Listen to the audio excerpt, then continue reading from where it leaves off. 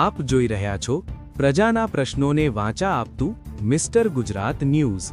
Khambha police station વિસ્તારમાંથી પકડાયેલ વિદેશી દારૂનો આજરોજ કાયદેસરની કાર્યવાહી હેઠળ નાશ કરવામાં આવ્યો હતો।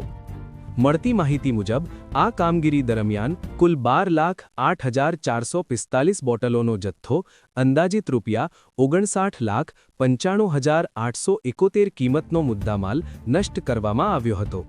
આ સમગ્ર કાર્યવાહી ધારીના ચલાલા નજીક આવેલ બલાડા ચોકડી પાસે ખુલ્લી જગ્યા ખાતે હાથ ધરવામાં આવી હતી, જ્યાં કામગીરી દરમિયાન ધારી ડિવિઝનના એએસપી જયવીર ગઢવી, એસડીએમ જાડેજા, નશાબંધી વિભાગના અધિકારીઓ, ખાંભા પોલીસ સ્ટેશનના પીઆઈ સુડાસમા, મામલતદાર ખાંભા, પ્રાંત અધિકારી ધારી તેમજ અમરેલી ફાયર વિભાગની હાજરીમાં કાર્યવાહી પૂર્ણ કરવામાં આવી હતી।